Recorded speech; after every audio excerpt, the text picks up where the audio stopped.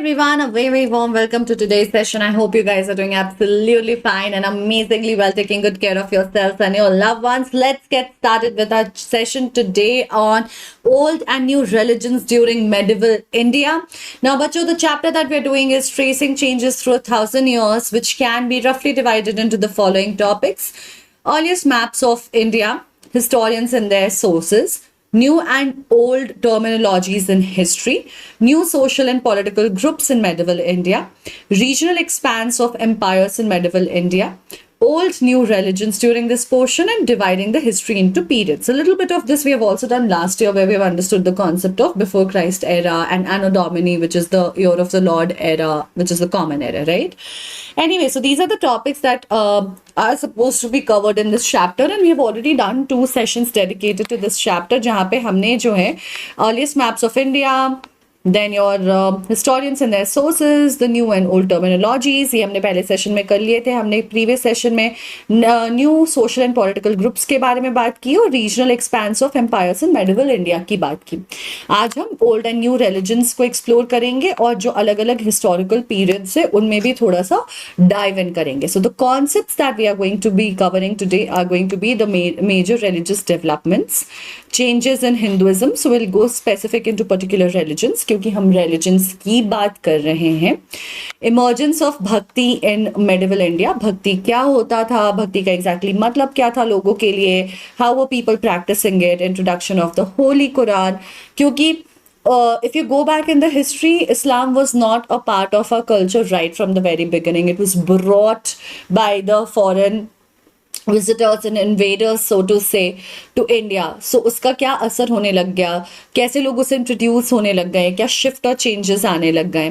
Then Islam and ulama in medieval India, what were these things, what it meant for people, how people perceived it, how people preached it. Shia और Sunni Muslims कौन थे, क्या मतलब था, यानी कि इस्लाम में हम थोड़ा और ड्वेल इन करेंगे. Then will of course do periodization of history, then will do division of Indian history by Britishers, followed by ancient period, medieval period and modern period. ठीक है, तो ये सारी चीजें हम करेंगे cover. So let's get started. Let me also quickly introduce myself. Hi बच्चों, मेरा नाम अंकना है और मैं हूँ आपकी expert for social sciences at Imbibe. I come with an experience for around 9 years in the field of education. We have had a wonderful journey of teaching both online and offline to lakhs of students and to be able to create some difference in their lives, and it has been a beautiful journey. If you talk about me, मैं अपने पढ़ाई के बारे में अगर बताऊँ तो मैंने अपनी पढ़ाई ह्यूमैनिटीज यानी कि आर्ट्स लेकर के करी है, और that's the reason I specialise in English and social science. So that was a quick introduction about me. Now I am moving on. So we'll first get started with the recap of what we have done in the previous session. तो हमने पहले पढ़ा कि जब हम medieval India की बात कर रहे हैं तो मेडिएवल का मतलब क्या है. मेडिएवल इंडिया यानी कि मेडिएवल पीरियड. मेडिएवल पीरियड यानी एंशिएंट हिस्ट्री और मॉडर्न हिस्ट्री के बीच की कहानी, जो कि 1000 सालों की कहानी है. These are 1000 years which is between 700 to 1750 AD. ठीक है, जहां पे कई सारे चेंजेस आए, हमने कई सारे टेक्नोलॉजिकल एडवांसमेंट्स होती हुई देखी. तो बच्चे जैसे टेक्नोलॉजी के बारे में हम सोचते हैं तो कहीं ना कहीं हमारे दिमाग में technology, electricity, digitalization, computer, electronics, इन सारी चीज़ों से जुड़ जाती है. But technology development is for example invention of wheel, that in itself was a great technological development, right. Technologies की आप पहले कुछ यूज कर रहे थे, उससे आपने बिल्कुल ही रेडिकली एक डिफरेंट चीज नहीं बनाई, जिससे एक रिवोल्यूशन आ गया और लोगों की जिंदगी ड्रास्टिकली और ड्रामेटिकली बदल गई, बहुत ज्यादा इनेबल्ड हो गई, बहुत ज्यादा बेहतर हो गई, आसान हो गई. जो चीजें पहले उन्हें करने में मुश्किलात आती थी अब वो बड़े आसानी से कर पा रहे हैं. ऐसी चीजों को हम टेक्नोलॉजी कहते हैं. So the period from 700 to 1750, इसमें हमने बहुत सारे एडवांसमेंट्स देखे टेक्नोलॉजी के टर्म्स में. पर्शियन व्हील की डिस्कवरी, स्पिनिंग व्हील की, fire arms, alongside the introduction of new crops and beverages also, जैसे कि पोटैटोज, मेज, टी, कॉफी. ये सब हमारे एंसेस्टर्स को नहीं पता थी, उनके लिए एग्जिस्ट नहीं करती थी, लेकिन अब जो है हमने इंट्रोड्यूस, मतलब मेडिवल इंडिया में इंट्रोड्यूस करा दी गई, और इसकी वजह से लोग इसके बारे में धीरे धीरे जानने लग गए, एक्सप्लोर करने लग गए, समझने लग गए. मोबिलिटी एक प्रेवलेंट इट बिकेम प्रेवलेंट। तो पहले व्हील नहीं हुआ करता था, लोग पैदल जाया करते थे, जानवरों की मदद से जाया करते थे with the help of horses and bullock carts. Carts भी नहीं, वो तो व्हील के बाद आया है, बट लाइक हॉर्स या फिर आपका मतलब घोड़ा गधा, ये सारी चीज़ों की, डोंकी, ये सब चीज़ों की मदद ली जाती थी सामान एक जगह से दूसरी जगह पहुंचाने में, एलिफेंट्स। बट सब लोग अफोर्ड नहीं कर सकते थे ना, जो किंग क्वीन मतलब किंग्स थे, रॉयल्टीज थी, क्वींस थे, ये जो बड़े बड़े रिच लोग थे वो फिर भी आराम से कर सकते थे घोड़ों पे सवारी, या मतलब हाथी पाल सकते थे। नॉर्मल इंसानों के लिए पॉसिबल नहीं था, उनके पास एक्सेसिबिलिटी नहीं थी, तो उनकी जो मोबिलिटी भी थी कहीं ना कहीं काफ़ी कम हुआ करती थी। But with time it increased and changed, of course, because more and more technology came in, wheels आ गए, डेवलपमेंट हो गया, रोड्स आ गई, ये सारी चीज़ों ने लोगों को इनेबल बना दिया, उनको इनेबल कर दिया, ठीक है।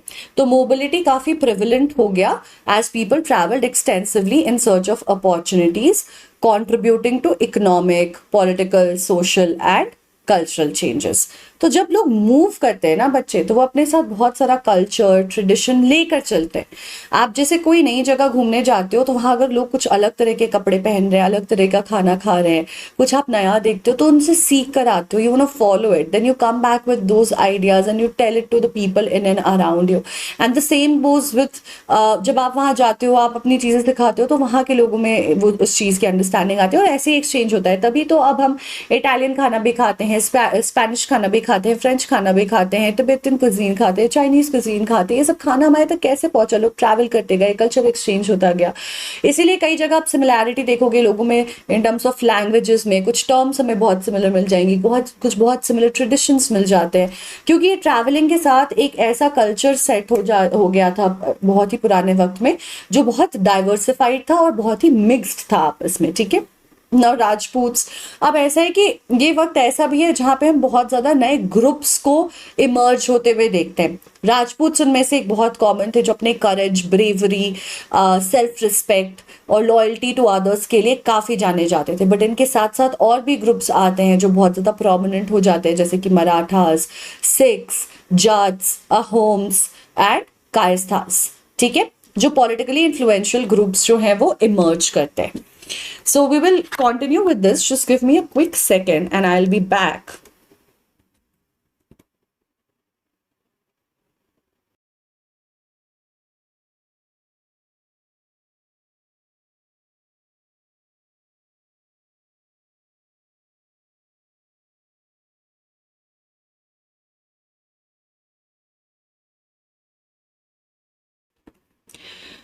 Okay.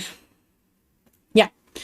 तो हमने देखा कि कई सारे नए ग्रुप्स आ जाते हैं जो अब यहाँ पे फंक्शन करने लग जाते हैं, अपनी किंगडम्स, डायनेस्टीज बनाने लग जाते हैं, ठीक है। अब साथ ही साथ बच्चे ऐसा होता है कि पहले हमने देखा कि लोग काफी कल्टिवेशन करते थे, बहुत ज्यादा क्रॉपिंग करते थे, but it use to be in and around rivers. Civilisations धीरे धीरे ग्रो कर रही थी, जो हमने एंशियंट इंडिया में देखा, बट अब किंगडम्स फॉर्म होने लग गई थी। पहले लोग जो फार्मिंग कर रहे हैं कहीं ना कहीं वो अपने आप के लिए कर रहे थे, अब ऐसा है कि फार्मिंग सबके लिए होने लग गया, क्योंकि किंगडम और सिविलाइजेशन का कॉन्सेप्ट जब आता है तो you do it with the purpose, कोई भी काम ऑल्सो ऑफ ट्रेडिंग। आप ट्रेड भी करना चाहते हो, आप सामान एक्सचेंज करना चाहते हो, आप बाकी लोगों को भी केटर करना चाहते हो। So that's how you start developing more and more crops. तो अब क्रॉप्स होने लग गई, ट्रेडिंग होने लग गया। तो अब इतने इस अमाउंट में स्केल पे लोगों के लिए अगर हमें क्रॉप्स ग्रो करना है, वेराइटीज ऑफ क्रॉप्स ग्रो करना है, ट्रेडिंग भी करनी है, तो हमने जंगल साफ करना शुरू कर दिया। तो मेडिवल इंडिया से ही कहीं ना कहीं जंगल जो है वो साफ होने लग गए थे, क्लियर करे जाने लग गए थे, और अब वहां पे उनको कल्टिवेबल ग्राउंड में जो है वो चेंज किया जा रहा था, ठीक है। So forest cleaning led to the migration of forest dwellers. अब फॉरेस्ट में जो है ट्राइबल्स रहते थे, फॉरेस्ट ड्वेलर्स रहते थे, आदिवासी जो इन जनरल नेचर की फॉरेस्ट की वर्शिप करते हैं वो रहते थे। अब ये जब वहां से, या तो कुछ लोग वहां से माइग्रेट करके दूसरे एरिया, दूसरे जंगल चले जाते, कुछ लोग जो है वो विलेजेस में ही रहने लग जाते, उन्हें लगता है ठीक है इधर ही शिफ्ट हो जाते हैं और फार्मर्स बन जाते हैं, पेजेंट्स बन जाते हैं। इनके इन्वॉल्व होने से ऐसा होता है कि अलग अलग क्लासेस अब डिफाइन होने लग जाती है। जो लोग ट्रेडिशनली फार्मिंग कर रहे थे वो ज़्यादा प्रॉस्परस बन जाते हैं, उनमें से जो स्पेशली फर्टाइल लैंड वाले लोग थे उनके लिए तो काफ़ी अच्छा हो जाता है। कुछ लोग लैंडलेस थे, कुछ लोगों के पास लैंड फर्टाइल नहीं थी, तो ऐसे सारे लोगों में इकोनॉमिकली डिविजन आ जाता है, और इन सारी चीज़ों को, रूल्स रेगुलेशंस को फॉलो करते करते वो भी इस कॉम्प्लेक्स सोसाइटी के इकोनॉमिक और सोशल डिस्पैरिटी डिफरेंसेस का हिस्सेदार बन जाते हैं, जो पहले जंगलों में नहीं हुआ करता था। बिकॉज ट्राइबल्स में ना हायरार्की, कोई लीडर है, कोई ऊपर है, कोई नीचे है, ये सिस्टम नहीं होता है। सोसाइटी वर ऑर्गेनाइज्ड इनटू जातीज, ठीक है, which is the caste system. Caste system शुरू तो वैदिक पीरियड से भी पहले हो गया था, मतलब वैदिक पीरियड के दौरान हुआ था आपका, जब लोगों के ऑक्यूपेशन के बेसिस पे कैटेगराइजेशन की गई थी, लेकिन वो सिस्टम जो है आइडेंटिफिकेशन का, वो कैरी फॉरवर्ड हुआ और लोग फिर उसी में फंसे रह गए। ये सिस्टम काफी स्ट्रांगली जो है फॉलो किया जाता था। कोई रैंकिंग नहीं था, जातीज का आपस में वेरी करते रहता था, जिसके पास ज्यादा पैसे, ज्यादा इन्फ्लुएंस, वो रैंक ऊपर चली जाती थी, कभी क्षत्रिय, कभी ब्राह्मण, कभी वैश्य, जैसे भी, ठीक है। तो उस चीज पे वेरी करता रहता था, लेकिन ranks were based on background and occupation which was govern by rules enforced by jati panchayat and village चिeftains। तो हर एक जाति की लेकिन एक अपनी असेंबली लगती थी, एक मीटिंग होती थी, where people used to come and discuss the caste based rules, regulations, and that's where they would have the discussion, and everyone had to follow that rule and regulation. But on top of that, something that was applicable to all the jatis, कुछ ऐसी चीजें थी जो सारी जातियों पे applicable थी, वो थी गांव का जो लीडर होता था, जो चीफटेन होता था, वो जो भी कहते थे वो सब लोगों को फॉलो करना होता था। इसके अलावा हमने और भी देखे, कुछ बड़े स्टेट्स एग्जिस्ट करते थे, चोलास के, तुगलक्स, मुगल्स, जिनमें क्या था कि अलग अलग रीजन के लोग थे, और अलग अलग रीजन के लोग क्या थे, बहुत डाइवर्स बैकग्राउंड से आते थे, डाइवर्स रीजन से आते थे। सो नेचुरली आपस में उनके कुछ ना कुछ कॉन्फ्लिक्ट होता था। जब भी आप अलग आइडेंटिटी के रहते हो, दूसरे इंसान से बहुत नहीं बनती, expectation, goals, lifestyle, believes, traditions सब बहुत डिफरेंट होते हैं। तो ये कॉन्फ्लिक्ट थोड़ा बहुत चलता रहा था, लेकिन फिर भी डायनेस्टीज ने सर्वाइव किया with along with these cultural differences, क्योंकि सारे लोगों की एलिजियंस जो है, लॉयल्टी जो है, वो राजा की तरफ और एक राजा की तरफ होती थी। The decline of the Mughal empire, तो बेसिकली हर एक डायनेस्टी ने अपना एक रुतबा मेंटेन करके रखा कहीं ना कहीं, लेकिन और उसके बाद मुगल्स इनमें से आखिरी थे। मुगल्स जब डिक्लाइन करने लग गए टुवर्ड्स द एंड, हम क्या देखते हैं, मुगल्स का जब डिक्लाइन होने लग जाता है, यानी कि एकदम से तो डिक्लाइन नहीं हुआ, over a period of time हुआ। अब औरंगजेब वगैरह जो है, वो उनके बारे में हम पढ़ेंगे, बट औरंगजेब एक स्ट्रॉन्ग मुगल लीडर थे, लेकिन धीरे धीरे उनके बाद जो लोग आने लग गए वो इतने स्ट्रॉन्ग नहीं रहे, तो डायनेस्टी को, उनके डाइवर्सिटी को, उन कॉन्फ्लिक्ट्स को मेंटेन नहीं कर पा रहे थे जो लोग आपस में क्रिएट कर रहे थे। So the problem was that now they started demanding for a different kingdom, not demand, they wanted it right from the beginning, but strong राजाओं ने अपनी आर्मी के पकड़ से उन्हें पकड़ रखा था। अब लेकिन क्या डिफरेंस आ जाएगा, वीक मतलब बहुत स्ट्रॉन्ग राजा नहीं होंगे, आर्मी पे इतनी पकड़ नहीं होगी, तो इसका असर हमें दिखेगा सीधा सीधा कि छोटे छोटे टुकड़े इन किंगडम्स के टूट कर निकलने लग जाएंगे। वो रीजनल एरियाज में जो अलग अलग ग्रुप्स हैं, वो अपनी लीडरशिप फॉर्म करेंगे, लड़ाई करेंगे आर्मी से और जीत जाएंगे, और वो टुकड़ा लेके अलग हो जाएंगे। तो कहीं कोई टुकड़ा अलग होगा, कोई टुकड़ा अलग होगा, और ऐसे करके धीरे धीरे धीरे धीरे मुगल एम्पायर जो है वो छोटा होता चला जाएगा। तो this is what started happening with the Mughals. अब हम ये सेशन 3 सवालों के साथ शुरू करेंगे, जो इस सेशन में होने वाले डिस्कशन से एक्चुअली रिलेटेड ही होगा, लेकिन आपको टेंशन नहीं लेना अगर आप आंसर नहीं कर पाओगे तो। हम गोइंग फॉरवर्ड बच्चे रिकैप क्वेश्चंस ही किया करेंगे ज्यादातर, अंटिल अनलेस ये पहला सेशन हो चैप्टर का, ठीक है। बट उसके बाद सेकेंड थर्ड जो भी सेशन हो हम रिकैप को किया करेंगे, लेकिन यहाँ पे अभी हम रिकैप नहीं कर रहे हैं क्योंकि अभी सारे ही चैप्टर्स हमारे लिए बहुत नए हैं, तो अच्छा है कि थोड़ा सा आगे एडवांस में क्वेश्चंस करें। आपको टेंशन इसलिए नहीं लेनी है क्योंकि भाई अभी हमने पढ़ाई करी नहीं है, हम पढ़ाई करेंगे। तो आप अगर सेशन खत्म करने के बाद 2 मिनट के लिए आना, ये सवाल फिर से पढ़ना और देखना कि आंसर आ रहा है कि नहीं। अगर नहीं आए तब टेंशन लेना, तब दोबारा पढ़ना, है ना, कि कुछ चीजें मिस हो गई इसलिए शायद I am not able to answer the questions. But जब तक as far as after doing this session and attending the session if you are able to answer these questions, you just don't have to worry. But before we get started and move on, I actually want to take a quick moment to have our lens moment of the day. I just enjoy using this app so much.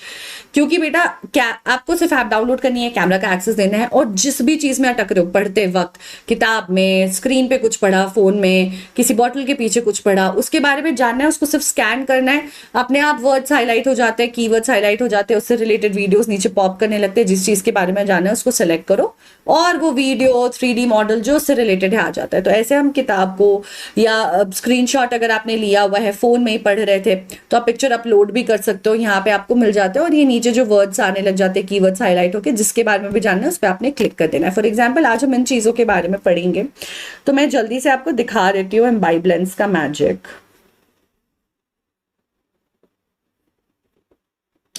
So I'm going to quickly take a picture of this. The moment I take a picture of this, it takes just 2 seconds and quickly highlights everything that's there. Now you can see everything highlighted over here.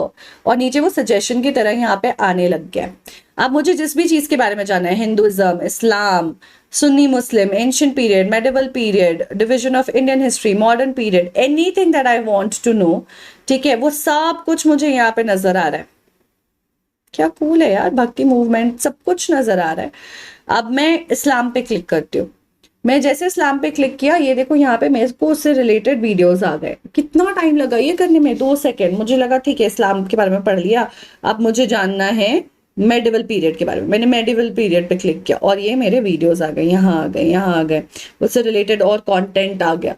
तो आप यहाँ से कुछ भी पढ़ सकते हो, related science में रिलेटेड एक्सपेरिमेंट्स भी आ जाते हैं। क्या कूल चीज है।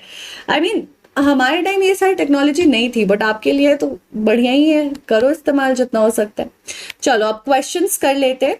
तो मैं आपको थोड़े से 10 क्वेश्चन दिखाने के 10-15 सेकेंड बाद हिंट भी दिखाऊंगी और फिर आंसर दिखा दूंगी, ठीक है। तो पहला सवाल हमारा ये है कि dash is taken to mark the end of the ancient period of India. किस चीज को हम एंशियंट पीरियड का एंड मानते हैं? The coming of Aryans to India, the coming of Mughals to India, the death of Harshavardhana और the invasion of Alexander the Great. Ancient period का end माना जा रहा है।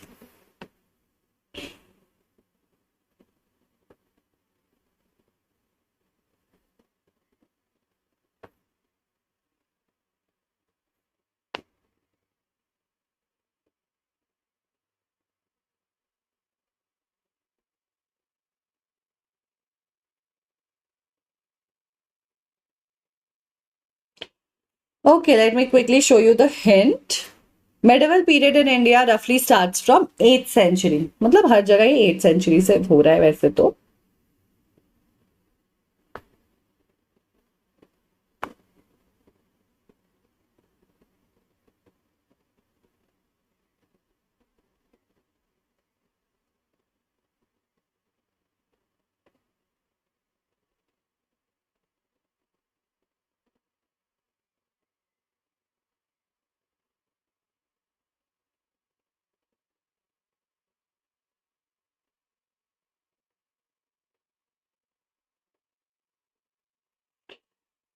Okay, guys, and we'll now move on. Sorry. अरे यार,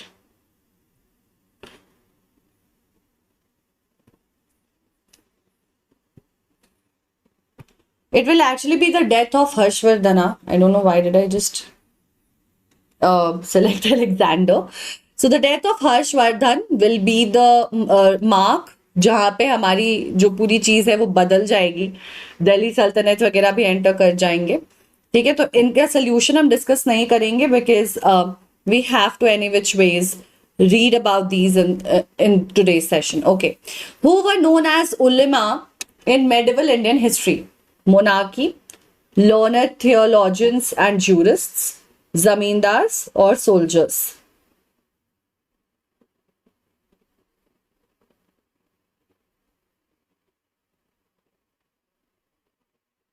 उलेमा किसे कहते थे?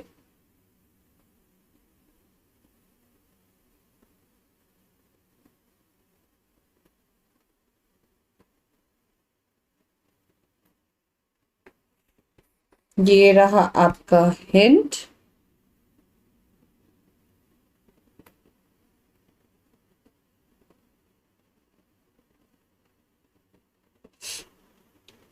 तो बच्चे बेसिकली जो इस्लाम के लॉ थ्योरीज इन सारी चीज़ों को जानते थे, जो लर्नेड लोग होते थे, उन्हें उलमा के नाम से जानते थे हम। थोड़ा सा आपको ऑलरेडी एक डेफिनेशन मिल गया है, इसके बारे में डिटेल में विल डू डिस्कशन आज। Last question before we get started. Indian history is generally divided in how many parts based on changes in social, political and economic organisation? 2, 3, 4। कितने हिस्सों में हमने हमारी हिस्ट्री को बांटा हुआ है? इंडियन हिस्ट्री की बात हो रही है।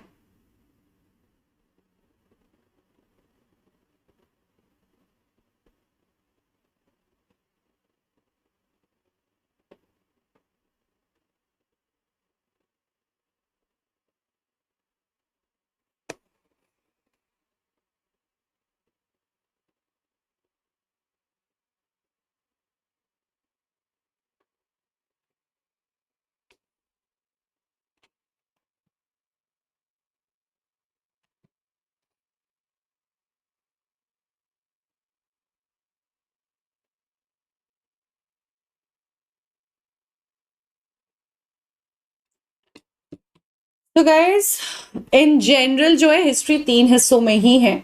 वर्ल्ड हिस्ट्री की भी अगर बात करो तो, और हमारी भी है, एंशंट है, मेडिवल है और मॉडर्न है। यही सिस्टम है जो फॉलो होता है, ठीक है। तो लेट्स गेट स्टार्टेड नाउ।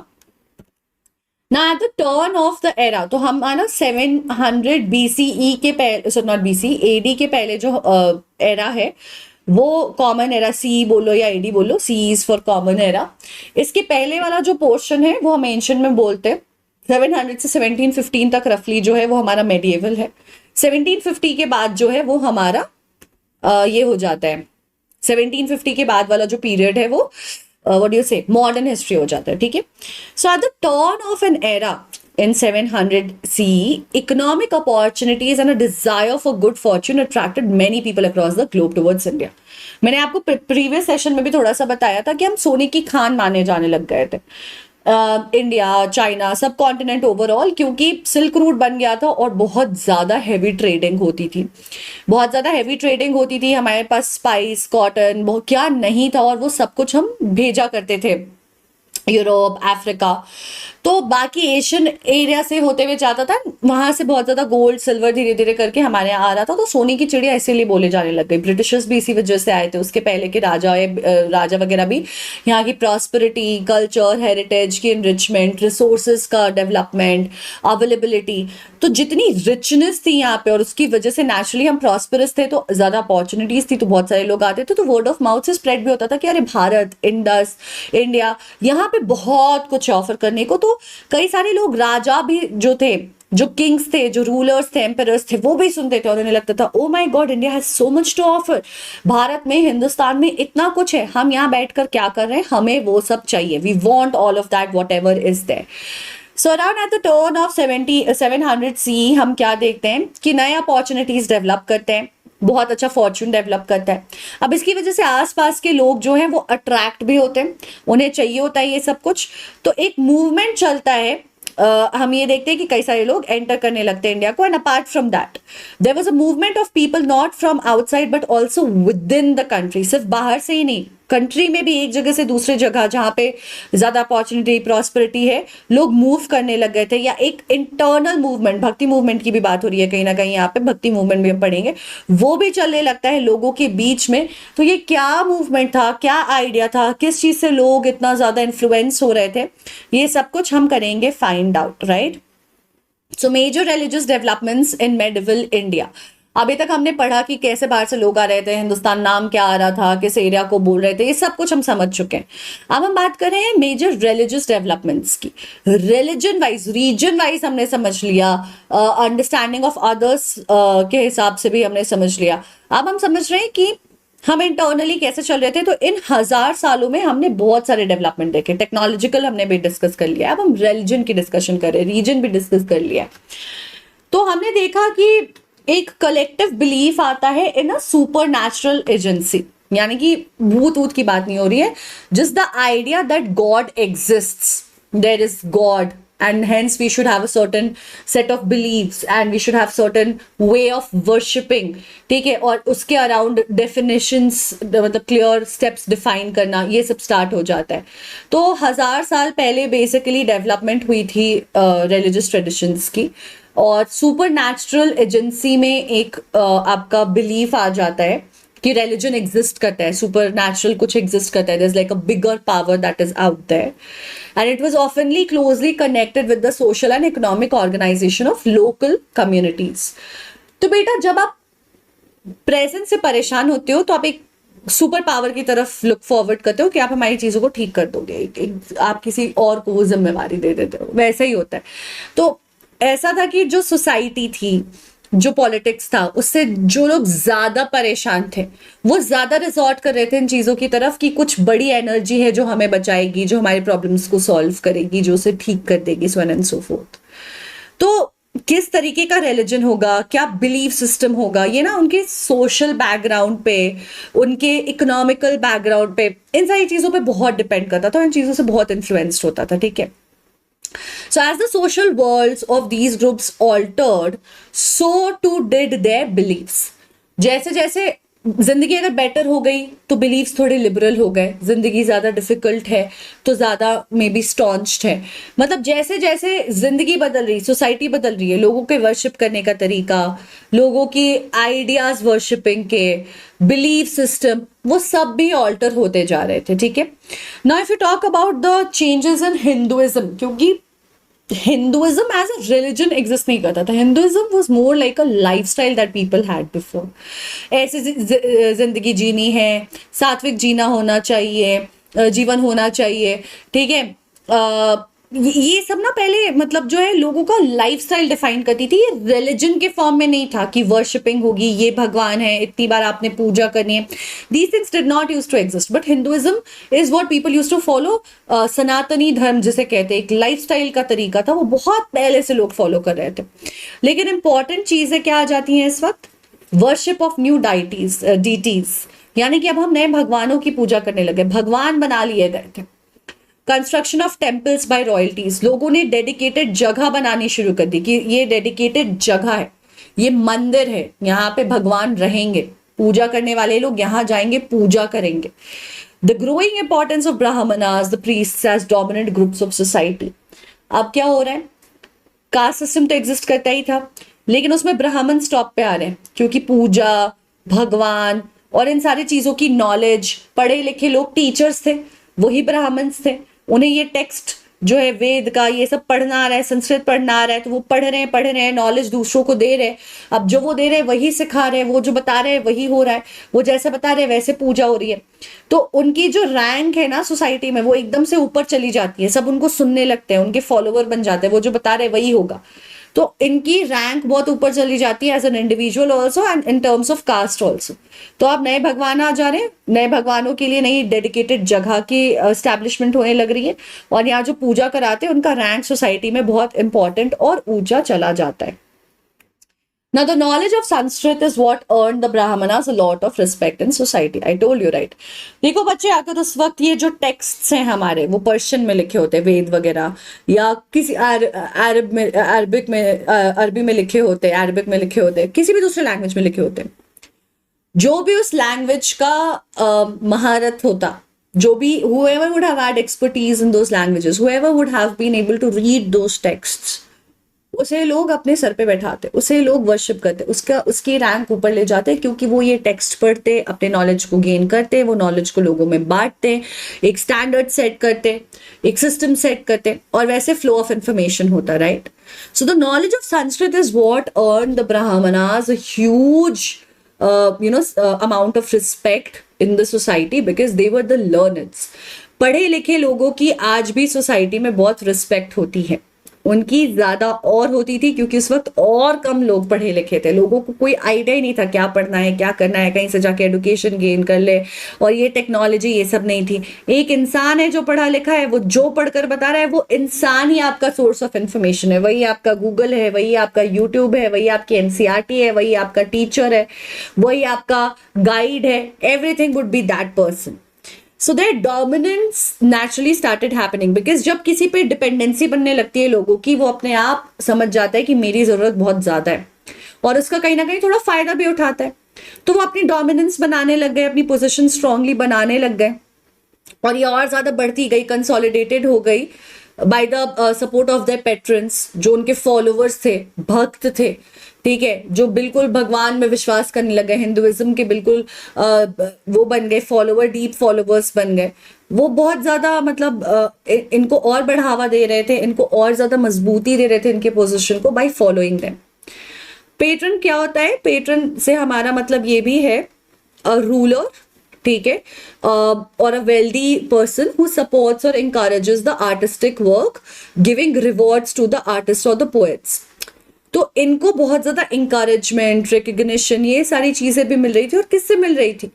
राजाओं से मिल रही थी। यानी कि सोसाइटी में सबसे ऊपर किसको रखा जा रहा है? राजा को रखा जा रहा है, रूलर को रखा जा रहा है। और वो खुद ही क्या कर रहे हैं?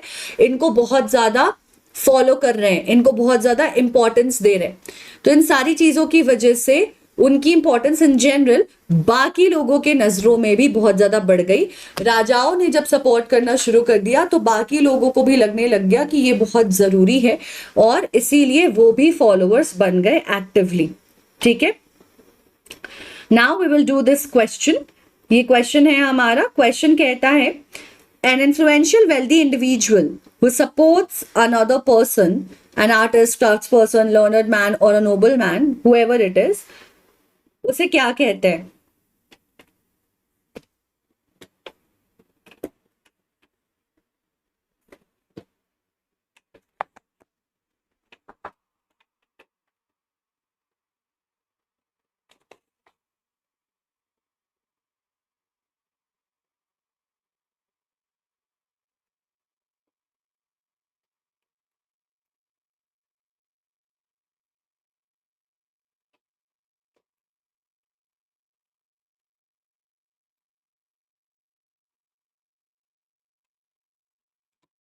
बच्चे अभी अभी हमने पढ़ा था, ऐसे लोगों को हम पेट्रन्स कहते हैं, है ना?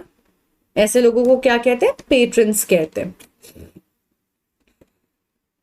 ओके, सो कोई भी रूलर या वेल्दी इंसान, देखो रूलर जरूरी नहीं है, जो रिच लोग भी थे सोसाइटी के, अगर वो इनकी वाहवाही कर रहे हैं तो बाकी लोग भी उससे ज्यादा इन्फ्लुएंस होंगे, और ये इंकरेज करते थे इनको, है ना? पेट्रन थे उनके, चीयर लीडर जैसा कह सकते हैं।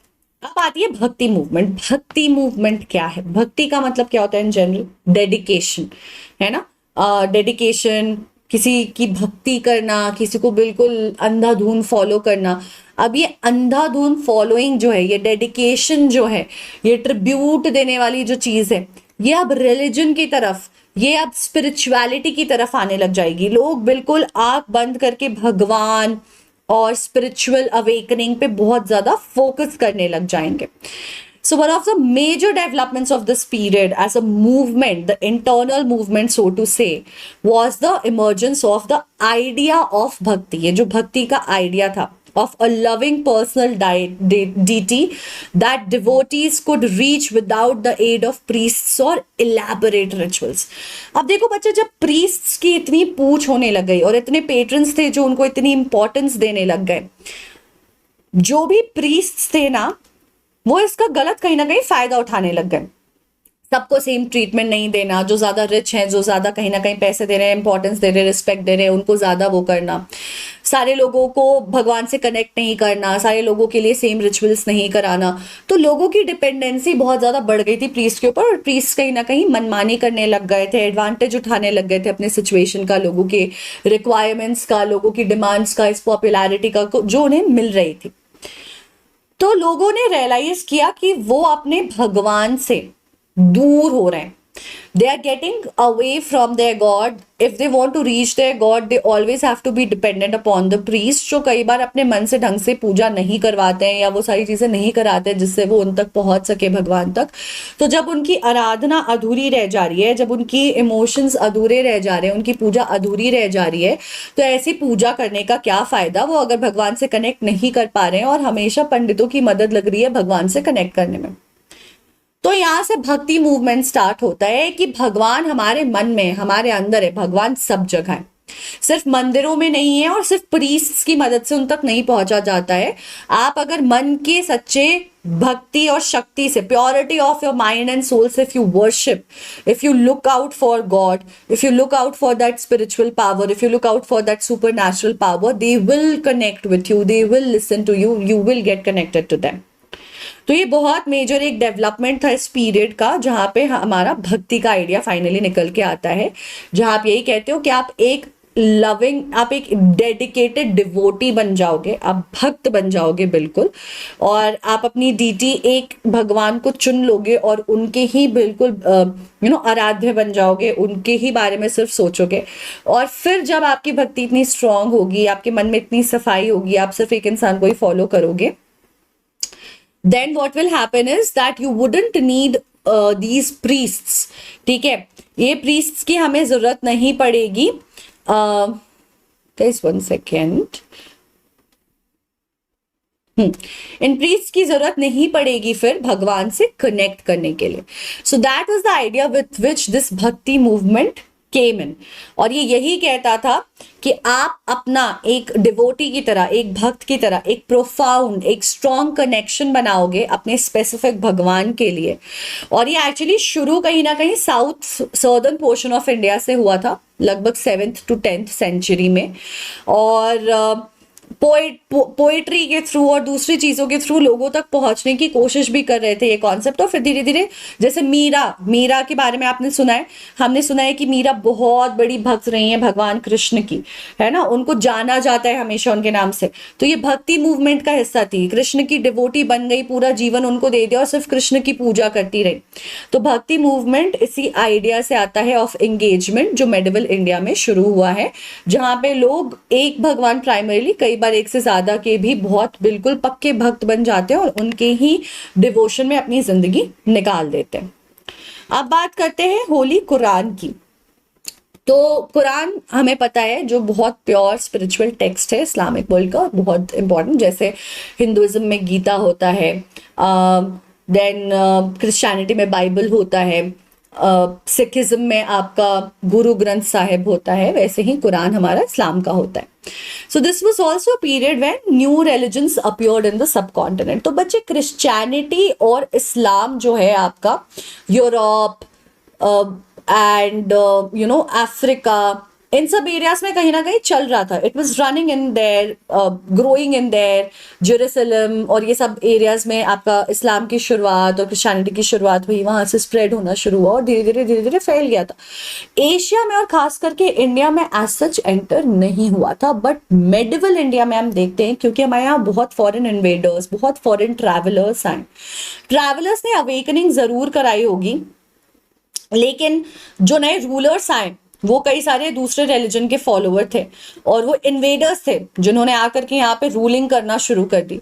उन्होंने कहीं ना कहीं जो है उसको प्रीच तो किया ही, बट फोर्स्ड इस्टेब्लिशमेंट भी करने की कोशिश की कई सारे रिलीजन की।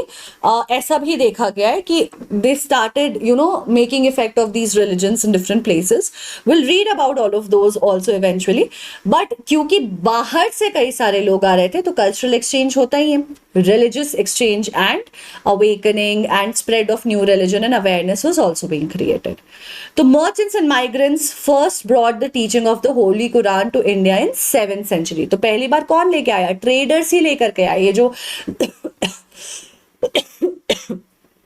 जो लोग ट्रेडिंग करते थे, मर्चेंट्स आते थे, वो जो ट्रैवलर्स आते थे, वो अपने साथ इस किताब को लेकर के आते हैं और इसकी अवेयरनेस यहाँ पे जगाते हैं। हमें पता है कि इस्लामिक फॉलोअर्स जो मुस्लिम्स होते हैं वो अपनी होली किताब, ठीक है, बिल्कुल धार्मिक होली किताब जो है वो कुरान को मानते हैं। वो एक्सेप्ट करते हैं the sovereignty of one God. So जैसे हिंदुइज्म में क्या है, it's like a multi god system. Christianity, Sikhism या मतलब प्राइमरीली क्रिश्चियनिटी, इस्लाम की अगर मैं बात करूं तो एक भगवान में बिलीफ होता है, दिस वन गॉड, और सारी चीज उनकी है, सोवरेनिटी पूरी उनकी है, उनकी पूरी जो है वही पूरा संसार चला रहे हैं, उनका ही रूल है, उनकी ही आज्ञा का पालन करना है। ये वाली अंडरस्टैंडिंग होती है, which is very very different from that of Hinduism. Hinduism में कई सारे गॉड्स एंड गॉडेसेस को वर्शिप किया जाता है, एक ही भगवान है वाला आइडिया एज सच नहीं वर्क करता है।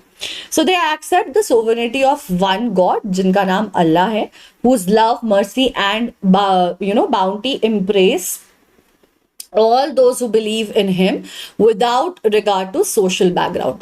तो सिंपल सी बात है कि अल्लाह जो है वो भगवान मतलब का नाम है, जो गॉड है उनका नाम है, और अगर आप उनकी भक्ति में रख जाते हो तो वो अपने प्यार से, अपनी फॉरगिवनेस से, अपनी बाउटी से आपको एम्ब्रेस करेंगे, आपको अपनाएंगे।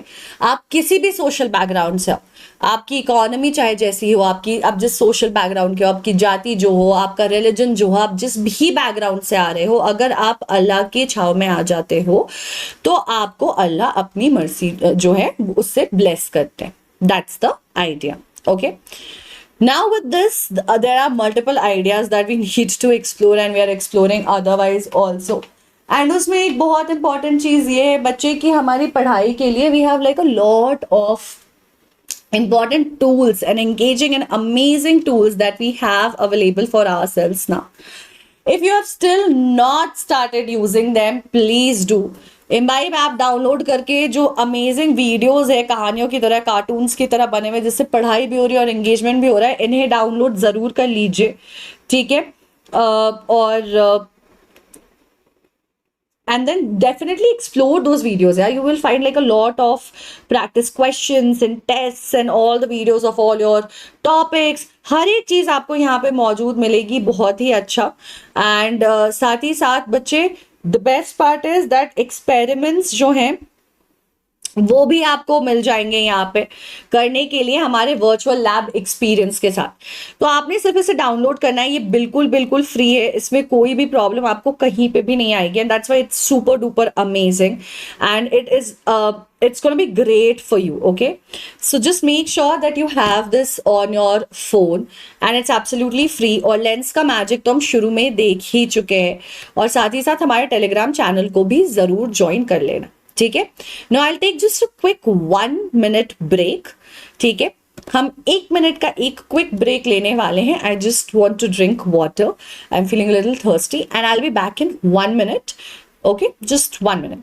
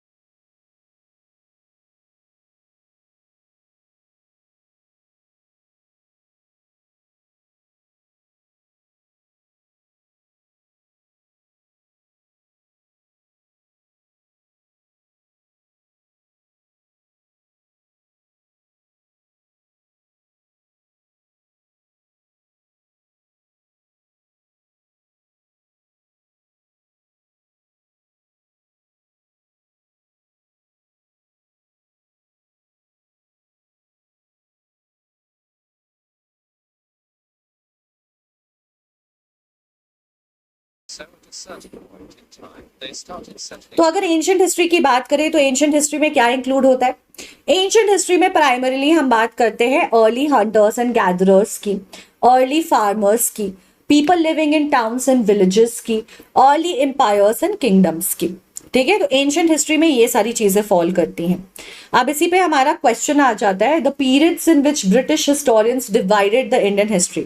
ब्रिटिश हिस्टोरियंस के हिसाब से जो हिस्ट्री उन्होंने डिवाइड की है वो कौन कौन सी है?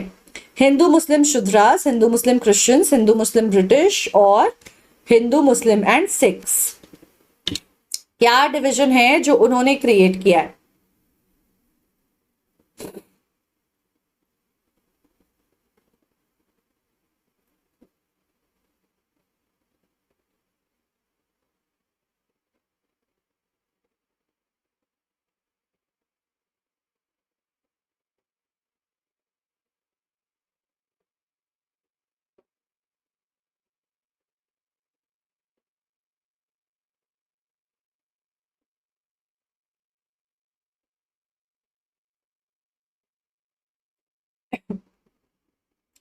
So, Bache, they have created three divisions, obviously. What we have to understand is they have not taken this into the account that whatever divisions that they are creating is also, they have not taken other categorizations into account of the characteristics and features of the society, which is okay. But it does align with the medieval, ancient and modern division. But उन्होंने rulers के basis पे किया है, क्योंकि उनका कहना ये है कि बाकी तो कुछ चेंजेस आए नहीं, सोसाइटी तो वैसी थी, टेक्नोलॉजी कुछ बदली नहीं, कल्चर में ज्यादा डेवलपमेंट हुआ नहीं, जो कि पूरी तरीके से सही नहीं है। और इसलिए कई सारे लोग आज के डेट में ऐसे बहुत ज्यादा रेजोनेट नहीं करते हैं, बहुत ज्यादा नहीं मानते हैं। ठीक है, फिर आता है मेडिवल हिस्ट्री, बीच वाला हिस्ट्री। ये इंक्लूड करता है spread of peasant society. So medieval history क्या है? इसमें अब हम फार्मिंग, ट्रेडिंग, ठीक है, नए नए प्रॉपर किंगडम्स का setup, rise of regional and imperial state formations. तो रीजनल एम्पायर्स बन रही है, जिस रीजन में जो प्रोमिनेंट क्राउड था, ग्रुप था, उनके लीडर्स आते हैं, बट साथ ही साथ बाहर देशों के भी लीडर्स आते हैं, इन्वेड करते हैं और अपनी ताकत से दूसरे जगहों पर कब्जा करते हैं और यहाँ वहां रूल करना शुरू कर देते हैं। Development of Hinduism and Islam as major religions in India especially, and arrival of European trading companies. So towards the end, around the 1600s, end of the medieval period, we'll actually observe that the Britishers had already entered India. उन्होंने ना trading चालू कर दी थी आपके Mughals और कुछ sultans के साथ, जो है उन्होंने पहले ही ट्रेडिंग चालू कर दी थी। वो आए थे ट्रेडर्स के तौर पे, लेकिन धीरे धीरे हक जमाते गए, फैलते गए और रूल करते गए। स्मार्ट तो थे ही, उसका फायदा उठाया। ठीक है, फिर आता है modern history. Modern history is all Britishers, you can see how they started spreading over here. So बच्चे, पहले जो मॉडर्न मतलब जो हमारे ये ब्रिटिशर्स थे, आप देखो कैसा था। यहाँ पे हम देख सकते हैं कि महाराष्ट्र मराठा एम्पायर था पूरा, मुगल्स थोड़े इधर थे। ये जगह से प्राइमरीली उन्होंने जो है ना आपका कैलकटा वाले पोर्शन से ब्रिटिशर्स ने काम करना शुरू किया। धीरे धीरे यहाँ पे जीते और फिर धीरे धीरे पूरा सब कुछ हटा करके आप देख सकते हो कि हर जगह टिल हियर, भूटान, म्यांमार, तुम कुछ छोड़ दो, सब जगह क्या हुआ, घुस गए कौन? ब्रिटिशर्स। पूरा ब्रिटिश इंडिया ये था, and this is what India looked like, right. पूरी चीज पे उन्होंने कंट्रोल डाल दिया था। Okay, so this is modern India, where India's struggle for independence is there. The rule of Britishers, their rules, regulations, their setup, that is there. India's struggle for independence is there. Independence of India and partition is a part of the modern India. Formation of Pakistan and Bangladesh and what India looks like after independence, ये सब हमारे modern India में count होता है। ठीक है, so on that note, let's quickly summarize what we have done. तो हमने देखा that over the span of 1000 years significant changes आए हैं, और ये span of 1000 years की जब हम बात कर रहे हैं, we are basically trying to talk about the medieval period and उसमें क्या religious shifts इंडिया में आए 700 से लेकर के 1750 तक, जो कि medieval इंडिया की तरह काउंट करते हैं, क्योंकि उसके बाद वाला पोर्शन जो है वो आपका काउंट होता है एज मॉडर्न इंडिया। वो हमने अभी देख भी लिया, क्योंकि ब्रिटिशर्स उसके बाद प्राइमरीली आ जाएंगे। ठीक है, then we understood that over a span of 1000 years कई सारे शिफ्ट आते हैं, रिलीजियसली तो बहुत ज्यादा आता है। हिंदुइज्म हमेशा से एग्जिस्ट करता था, हिंदुइज्म लेकिन as a form of religion नहीं एग्जिस्ट करता था। It was more about the idea of spirituality and a lifestyle. Vedas में भी इसका मेंशन है, सनातनी धर्म और लाइफ स्टाइल को लोग फॉलो करते थे, सात्विक जीवन को फॉलो करते थे। लेकिन अब वो एक आइडिया लोगों के दिमाग में आ जाता है, और बहुत ज्यादा सोशल और इकोनॉमिक बैकग्राउंड जो थे वो भी बहुत बड़ा रोल प्ले कर रहे थे about that there is something supernatural that exists and impacts people's life, and people started their journey of your awakening of spirituality. और उसी में भक्ति मूवमेंट भी हमने देखा। This is the period where we saw that Hinduism started developing, and priests की बहुत ज्यादा जो है वैल्यू बढ़ गई, बिकॉज संस्कृत उन्हें ही पढ़ना लिखना आता था, सारे टेक्स्ट हमारे संस्कृत में थे, तो वही पढ़ते लिखते थे, सारी नॉलेज देते थे, पूजा करवाते थे, तो उनकी पूछ बहुत बढ़ गई थी, which means the ask of the priests in the society in general, their worth and value increased all of a sudden, spiked up. And then there were of course the patrons, the rich people, the kings and the royalties, which was constantly kind of encouraging them, giving them the worth and the value, because of which they were even more encouraged.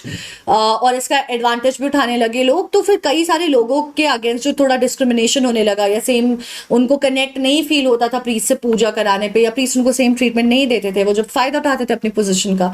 तो इन सारी चीजों को दिमाग में रखते हुए लोगों ने फिर भक्ति मूवमेंट शुरू की, जिसका हिस्सा आपके कबीर, आई थिंक कबीरा, हाँ, हु हैज रिटन द दोहास, कबीरा, मीरा, ये सारे भक्ति मूवमेंट के हिस्सेदार है, जो कहते हैं कि तुम्हें अपने आप से, अपने मन से कनेक्ट करना है भगवान से, उसके लिए किसी पंडित की, किसी आइडल की, कुछ की जरूरत नहीं है। आप अपने आप सोल टू सोल कनेक्टेड होते हो अगर आपके अंदर वो प्योरिटी है, वो you are seeking for that enlightenment, right? So we see a huge shift happening over here. We also saw that new deities came up, नए भगवान बनने लग गए, टेम्पल कंस्ट्रक्शन चालू हो गया, आइडल जो वर्शिप है वो चालू हो गया, और ब्राह्मणास का राइज इस वक्त बहुत ज्यादा हो जाता है। भक्ति मूवमेंट की वजह से पर्सनल डिवोशन जो है without priestly intervention also spreads.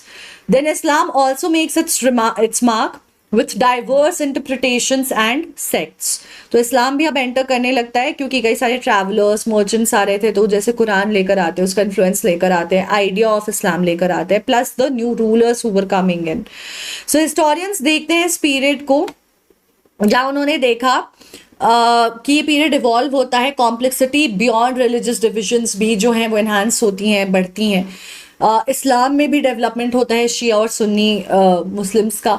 Shias जो बिलीव करते हैं कि एक्चुअल लेजिटिमेट लीडर इस्लाम के जो हैं वो अली हैं, who is the son in law of Prophet Muhammad, whereas the Sunnis believe that it was the Khalifas who were also the old Arab leaders, and the laws and everything created by them.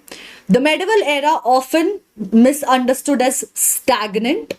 हम medieval era को कई बार ऐसे देखते हैं कि ज़्यादा progress नहीं हुआ, ज़्यादा कुछ हेर बदल नहीं है, मोटा मोटा सब कुछ सेम है।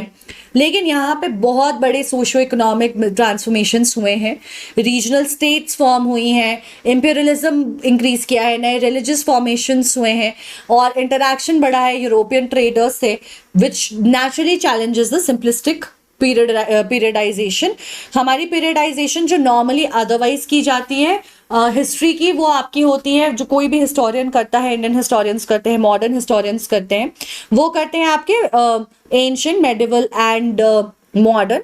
वेयर एज जो ब्रिटिश हिस्टोरियंस करके गए हैं वो कहते हैं कि आपके सोसाइटी में तो कुछ फर्क ही नहीं आया, क्योंकि वो ज़्यादा बाकी चीज़ों को कंसिडरेशन में लेते नहीं है कि इतनी डाइवर्सिटी थी, ये डेवलपमेंट हुई, ये शिफ्ट्स आए। They just feel that the society has been stagnant. The idea was also to put down the spirit of the people of India, that historically you have not grown, you have been the same, so on and so forth. And on the basis of that, the categorization that they have done is of India being divided in 3 categories, which is your Hindu rulers, Muslim rulers, and British rulers, which is not really accepted by most of the rulers and historians in these dates. ठीक है, चलो, तो अब इसी के साथ हमने ये वाला पोर्शन, ये चैप्टर ही इनफैक्ट फिनिश कर लिया है। Now I want to quickly give you a reminder about the fact that बच्चों, भाई इम्बाइब आपके लिए जब तक फ्री में अवेलेबल है, एंजॉय कर लो, मज़े ले लो जितना ले सकते हो, because you're not gonna find it to be free and available for you again. We have the Imbibe Learn platform, and I just keep forgetting to log in, and that's why I'm not able to help you out most of the time. But the advantage, the beauty over here, my dear students, is that these learn videos are so enriching for your knowledge, and this is beyond your syllabus. syllabus की कहानी भी और syllabus के ऊपर भी कुछ पढ़ना है, बहुत interesting, science, maths, English, sorry, social science, जो करना है आपके लिए रेडिली अवेलेबल है। आप पढ़ो, वहां से इनरिच करो अपने नॉलेज को, क्योंकि क्लास 6 में हिस्ट्री की कहानी शुरू होती है, 7 में थोड़ा सा बेटर होता है, और यहाँ पे ही अगर हमने अपना बेस बहुत स्ट्रांग नहीं किया तो we start hating the subject, history especially, right? Yeah, social science in general. Use these videos. Plus, we are obviously conducting these live classes for you regularly.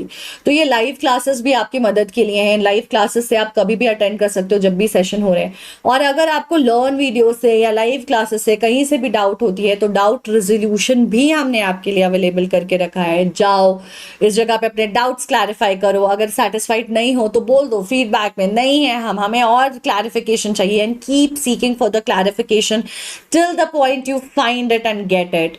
Plus you can create such a journey where your parents can be a part of it, especially जब हम 6th 7th 8th में होते हैं, थोड़े छोटे होते हैं, हमारे पेरेंट्स कई बार हमें पढ़ा रहे होते हैं या बहुत एक्टिवली पार्टिसिपेट करते हैं in our learning process, right? देखते हैं कि हम क्या पढ़ रहे हैं, क्या कर रहे हैं, उन्हें इंटरेस्ट रहता है, तो आप जो है आप अपना प्रोफाइल बनाकर उनको सिंपली ऐड कर सकते हो, जिससे वो आराम से आपको असाइनमेंट्स दे भी सकते हैं। अगर वो आपको पढ़ाते हैं तो देख सकते हैं कि आपने क्या वीडियोस देखे, क्या असाइनमेंट किया, आपका स्कोर, आपका लर्निंग ग्राफ कैसा जा रहा है, which is great, right? We don't have to go and explain to them, they can just watch it for themselves, help you wherever needed, get the proper understanding and the knowledge that they feel they require, and they would just have all the information. That's like the best part of it.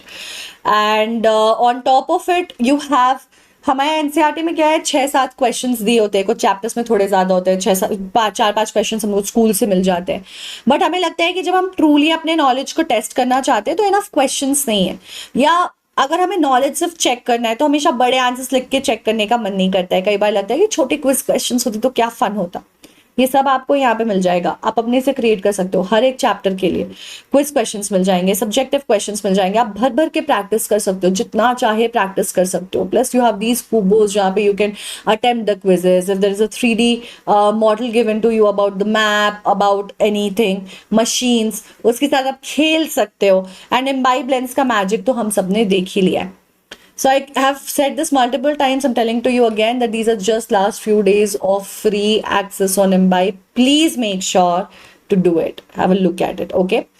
तो साथ ही साथ quick reminder again, practicals आपको अपने grade की और भी in general practice करने के लिए, एंजॉय करने के लिए, कई बार हम सिर्फ फन के लिए पढ़ना चाहते हैं, हम एक्सपेरिमेंट करना चाहते हैं, हम सीखना चाहते हैं, तो लर्निंग पे यार लिमिटेशन नहीं होनी चाहिए, लर्निंग पे कोई बाउंडेशन नहीं होनी चाहिए, और नहीं है यहाँ पे। आप रियली कर लो डाउनलोड, यहाँ पे सारे मैप्ड ब्यूटीफुल वीडियोस हैं, एंड इम्बाइब लेंस का मैजिक तो आपको पता ही है, कर लो download and just keep learning so that there is no compromise on your learning. रही बात डाउट सॉल्व करने की, तो ये देखो यहाँ पे ऐप या वेबसाइट पे आस्क अ डाउट का ऑप्शन आता है, आपने बस यहाँ जाना है, the moment you click on it, this is where it will redirect you. यहाँ से आप अपने सारे डाउट्स को क्लैरिफाई कर सकते हो, जो सवाल है मन में आप उसे देख सकते हो। आपको नहीं समझ आया तो आप yes proceed, do you want to proceed with English language पूछ रहा है आपसे, आस्क जनरल डाउट और एकेडमिक डाउट। आप जनरल डाउट्स भी पूछ सकते हो कि भैया हिटलर के पापा का नाम क्या था, बड़े बच्चे मुझसे पूछते हैं, आई डोंट नो, क्या फैसिनेटिंग लगता है ये जानने में, आप टाइप करना चाहते हो या फिर पिक्चर लेना चाहते हो, did you get the satisfied response, satisfactory response और not, do you want to have more understanding and repeat the doubt in a different way, ये सब कुछ you can do it, that's the beauty of this. So on that note, students, I think you already know a lot now. So just that, keep clarifying your doubts, keep learning, because we don't want to be, your learning to be compromised at any point in time. So on that note, I'm gonna say bye to you. Hello, bye, not hello, bye everyone. Hasta la vista, bye bye. I'm gonna sign off. If you enjoyed the session, like the session, please do not forget to hit the like button. Do share the video with your friends. Do tell me in the comment section कि कैसा लगा session आपको, और क्या help मैं कर सकती हूँ आपको, और क्या value addition मैं कर सकती हूँ आपके लिए. And along with all of that, Do make sure to subscribe to the channel, because all the videos that's coming up, and a lot of them are going to come up, you wouldn't want to miss on that, right? तो इसी बात पे मैं चलती हूँ, मिलते हैं आपसे बहुत जल्द. Till the next time, take good care of yourself, stay tuned and keep imbibing.